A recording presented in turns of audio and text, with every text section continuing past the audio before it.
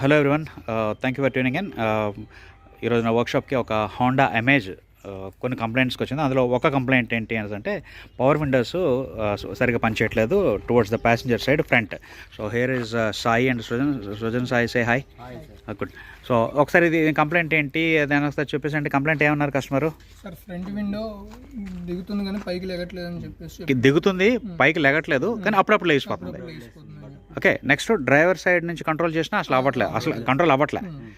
Okay, so power window switch దించినప్పుడు దిగుతుంది, ఎత్తినప్పుడు కూడా లెగుస్తుంది కానీ ఒక్కొక్కసారి లెగుస్తుంది. అంటే దాని అర్థం ఏమీ అవ్వచ్చు, ఏమి అవ్వచ్చు అని మీరు అనుకుంటున్నారు? కంట్రోల్ ఎందుకు, వైరింగ్ ఫాల్ట్ అని ఎందుకు అని అనట్లేదు. అంటే లెగుస్తుంది, ఏదో ఒకసారి లేకుండా ఉండడం కాదు, లెగుస్తుంది కానీ స్విచ్నే కొంచెం అల్లగా అటు ఇటు ఆడిస్తే లేచిపోతుంది. దిగడం అయితే హ్యాపీ దిగిపోతుంది. సో అసలు ఇష్యూ లేదు, వైరింగ్లో ఇష్యూ లేనట్టే, స్విచ్లోనే ఇష్యూ అని మనం డౌట్ చేసాము.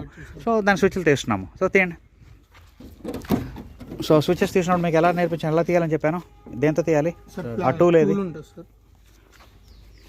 సో ఆ టూల్ పెట్టి ఇట్లా లేపుకుంటూ రావాలి సార్. రైట్, తీసేసి ఇప్పుడు మనం చేసే ఈజీ ప్రొసీజర్ ఏంటి? స్విచ్ మీద డౌట్ పడ్డాం కాబట్టి ఈ స్విచ్ని తీసి వెనకతలు బాగానే పనిచేస్తుంది. సో ఒకసారి వర్కింగ్ ఏంటో ఒకసారి కస్టమర్ కంప్లైంట్ వెరిఫై చేద్దాం. ఒకసారి కీ ఆన్ చేయి, ఇగ్నిషన్ ఆన్ చేసేసి ఆపరేట్ చేసి చూపించు. ఆన్ చేసిందా? అదా ఆపరేట్ చేసి చూపించు. దిగడం బాగానే దిగుతుంది. పైకి ఎత్తు. ఇప్పుడు లేవట్లే కదా. ఎప్పుడైతే లేవట్లేదో దాన్ని అలా నొక్కి పట్టుకోకూడదు, అదొకటి ప్రాక్టీస్ పెట్టుకోండి. లేవట్లేదంటే వదిలేండి, మళ్ళీ చేయి. ఇప్పుడు లేస్తుంది, మళ్ళీ చేయి. పైకి అయితే మొత్తానికి ఎలాగెత్తా చూస్తాను, ఏదో ఒక టైంలో పలుకుతుందిగా. పై పొజిషన్ పెట్టి కొంచెం అలా కదుపుతూ చేయి. Right, okay. సో ఇంటర్మీడియట్ ఇప్పుడు బ్యాగ్ది చూడు, బ్యాగ్ది కూడా ఓపెన్ చేసి ఉంచాము.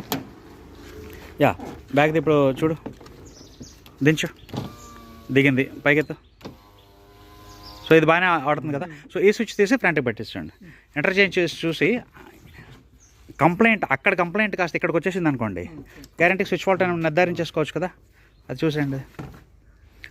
ముందు కంప్లైంట్ ఉన్న స్విచ్ తీసుకొచ్చి బ్యాక్ పెట్టు. ఇది ఫ్రంట్ది కాస్త బ్యాక్ కనెక్ట్ చేస్తున్నాం.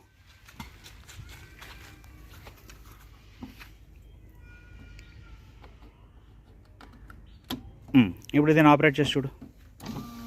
దిగింది, పైకెత్తు, మళ్ళీ అవ్వట్లేదు. ఇప్పుడు మళ్ళీ ఏదో ఒక పొజిషన్లోనే అవుతుందని చూడు. పైకి పెట్టి కొంచెం ఆడిస్తూ.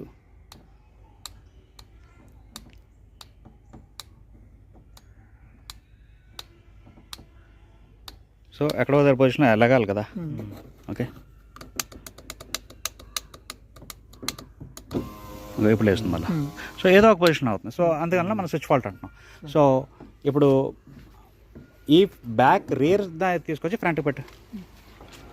ఇది ఫ్రంట్ది కదా, ఫ్రంట్ తీసి బ్యాక్ పెట్టాము. సేమ్ ప్రాబ్లం దీనికి వచ్చేసింది. ఇప్పుడు బ్యాగ్ తీసి ఫ్రంట్ పెట్టాము. ఎత్తు, దించు, దిగుతుంది. ఇప్పుడు ఎత్తినప్పుడు కదా ప్రాబ్లం, ఇప్పుడు రావట్లేదుగా. సో దాని అర్థం స్విచ్ ఫాల్ట్. సో మనం స్విచ్ కొత్తది తీసుకొచ్చాడు. రిపేర్ చేయగలమా అంటే చేయగలుగుతాం, కానీ దాన్ని ఓపెన్ చేసి క్లోజ్ చేసే టైంలో ప్లాస్టిక్లు ఇరిగిపోతాయి. దానికన్నా కొత్తది దొరికితే కొనేసి వేసాడు బెటర్. Right, easy diagnosis. ఎలా చేయాలో అర్థమైందా? Right, thank you.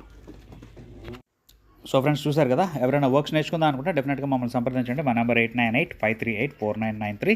మేము విజయనగరంలో ఉంటాం. Thank you.